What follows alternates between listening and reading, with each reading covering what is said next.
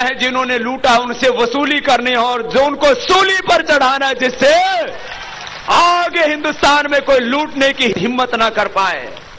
400 लाख करोड़ रुपए बेईमानों ने लूट लूट के देश के दुनिया स्विस बैंकों में और टैक्स हेवन कंट्रीज के अंदर 400 लाख करोड़ रुपए, 100 लाख करोड़ रुपए देश के अंदर, 400 लाख करोड़ रुपए देश के बाहर बेईमान लोगों ने जमा करा दिया। ये देश का धन है, देश की संपत्ति है, लोगों के टैक्स का पैसा है, विकास के लिए दिया हुआ पैसा, नेचुरल रिसोर्सेज को बेच करके आप सोचो किस कदर लूट हो रही। ए राजा ने कितना लूटा? करीब 2 लाख करोड़, और 2 लाख करोड़ तो अभी ये एस बैंड स्पेक्ट्रम में प्रधानमंत्री कार्यालय फंसा हुआ है। ओहो, ये तो महापाप हो रहा है। इतिहास की सबसे भ्रष्ट सरकार के मुखिया ईमानदार प्रधानमंत्री के ऊपर भी पहले हम बोलते थे सबसे भ्रष्ट सरकार के ईमानदार प्रधानमंत्री, लेकिन अब बोलना पड़ रहा है अब तो सबसे भ्रष्ट सरकार के ईमानदार प्रधानमंत्री के आंखों के नीचे ही जब चोरी हो रही है तो बाकी देश कैसे बचेगा। और क्या कार्रवाई क्या होती है?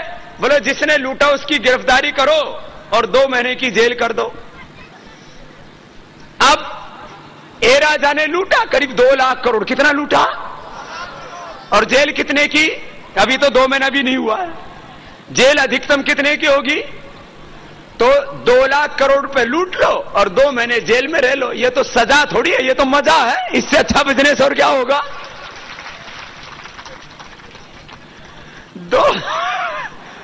2 महीने जेल में रहो और 2 लाख करोड़, 2 करोड़ नहीं, 2000 करोड़ नहीं, कितना? 2 लाख करोड़। हे मेरे भगवान, इतना तो पूरी दुनिया में कहीं पर किसी ने नहीं लूटा। इतिहास की सबसे बड़ी लूट हो गई। और ये सारा पैसा जो बेईमान लोगों ने लूटा है, किसका पैसा है? हिंदुस्तान का, भारत का पैसा, गरीब के हक का पैसा है, वो बच्चों के हक का पैसा, बच्चों की पढ़ाई का पैसा।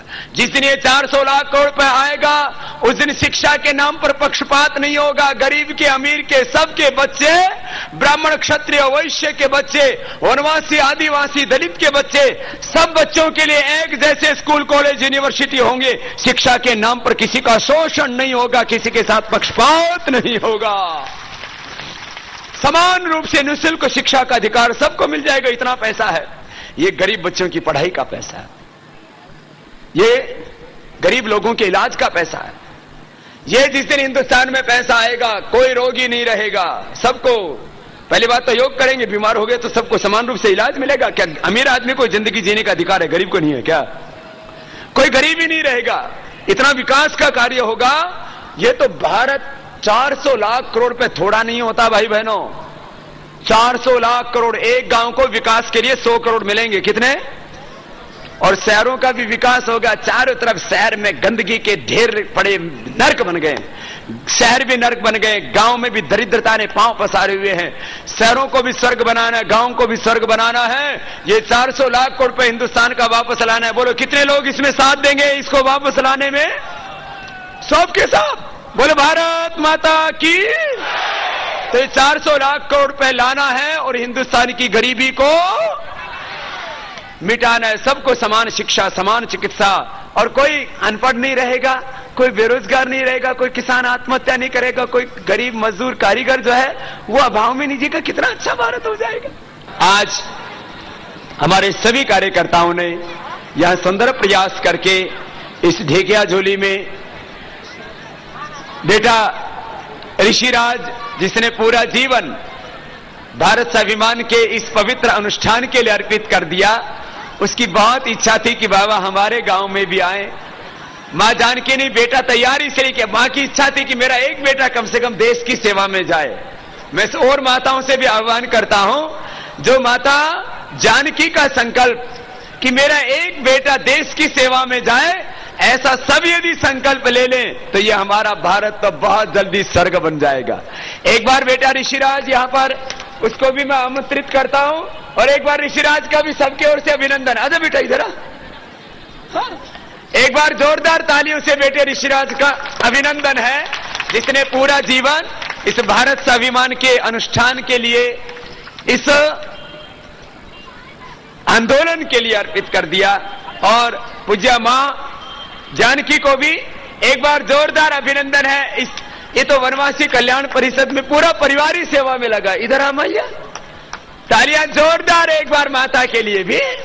ऐसे सबके भीतर सेवा का भाव जगे, समरसता का भाव जगे, अपनी मातृभूमि के लिए, अपने धर्म और संस्कृति के लिए, गरीब के लिए, जो हमारे देश के आम लोग हैं, उनके उत्थान के लिए हम सोचें। समर्थ यदि असमर्थों के बारे में नहीं सोचेंगे तो कैसे बचेगा देश। आज मैं सबसे आह्वान करता हुआ कि सब इस योग सेवा के द्वारा राष्ट्र सेवा के इस अनुष्ठान से जुड़े। आप सबने ये भ्रष्टाचार मिटाने और काला धन वापस लाने के लिए सिग्नेचर कर दिए ना? सबने कर दिए सिग्नेचर। सबको इस हस्ताक्षर अभियान का हिस्सा बनना है। और फिर अब आने वाले 4-5 महीने बहुत महत्वपूर्ण होंगे। पूरे देश को हम एकजुट करके खड़ा करेंगे इस भ्रष्टाचार, पाप, अन्याय के खिलाफ। और इस धर्म युद्ध में, देवासुर संग्राम में हम सबको सत्य का, न्याय का, देश का साथ देना है। और चारों तरफ जो निराशा, चारों तरफ जो अविश्वास, चारों तरफ जो लूट और अंधेरा छाया हुआ, इसको मिटाना है। और भारत को 2020 तक विश्व की महाशक्ति बनाना है। फिर से भारत के नेतृत्व में पूरी दुनिया चलेगी, ऐसा हिंदुस्तान बनाना। सब कार्यकर्ताओं ने मिलकर प्रयास किया और आज का ये सुंदर, शानदार, ऐतिहासिक, यादगार कार्यक्रम कराया। एक बार सबका जोरदार अभिनंदन। ढेकियाजुली गांव के लोगों को भारत स्वाभिमान से जोड़ जननायक स्वामी रामदेव जी चल दिए शोणितपुर जिले के ही गोहपुर की ओर। लेकिन रास्ते में पड़ने वाले ढाली गांव के लोगों ने स्वामी जी को रोक आशीर्वाद प्राप्त किया। यहाँ पर सबसे पहले शहीदों के प्रखर प्रहरी स्वामी रामदेव जी ने वीर शहीद मुकुंद और वीरांगना कनकलता जी की प्रतिमा पर माल्यार्पण व पुष्प अर्पित कर पुष्पांजलि दी। इसके बाद ढाली गांव के लोगों ने स्वामी जी को शॉल व स्मृति चिन्ह भेंट कर अपने आदर को प्रकट किया। तदुपरांत युग पुरोधा स्वामी रामदेव जी ने अपने उद्बोधन में कहा, आप सबको बहुत बहुत प्रणाम। और इस माटी को प्रणाम जिसने ऐसे वीरांगना को, ऐसे वीर को जन्म दिया, जिन्होंने मातृभूमि की आजादी के लिए संघर्ष किया, अपना बलिदान, अपनी कुर्बानी, अपनी शहादत दे करके, अपने प्राणों की आहुति दे करके स्वातंत्र संग्राम का शंखनाद किया। कुछ लोग तप करते और पूरे देश को आजादी मिलती। जो लोग संघर्ष करते हैं, जो लोग बलिदान देते हैं, शहादत कुर्बानी देती है, उनको मिलती है मौत और उनके बदौलत हमको मिलती है आजादी।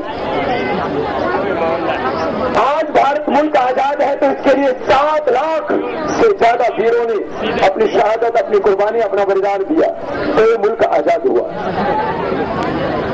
और इस आजादी के अभियान में जो योगदान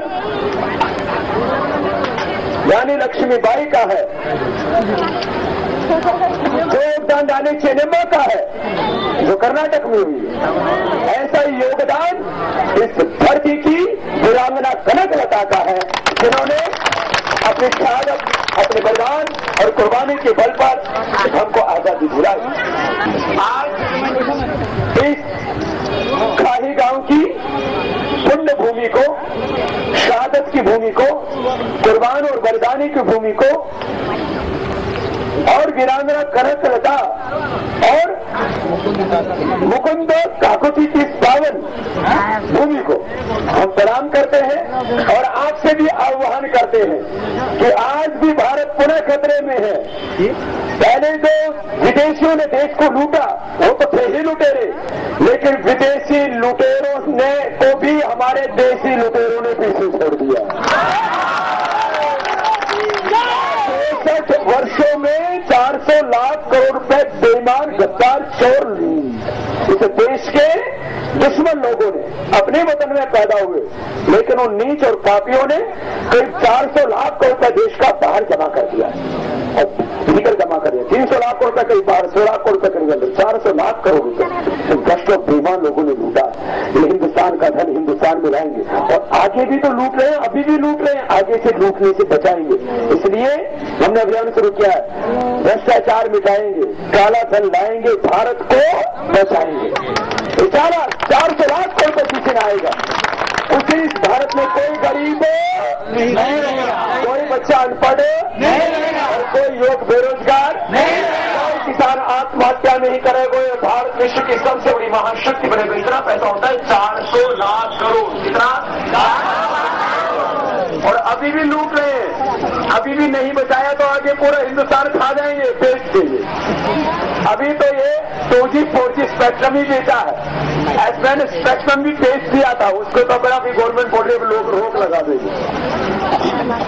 तो पूरा हिंदुस्तान का लोहा खा गए, कोयला खा गए, सोना चांदी निकाल के अंदर से बेच दिया, इलीगल माइनिंग करके लाखों करोड़ रुपए लूटा है।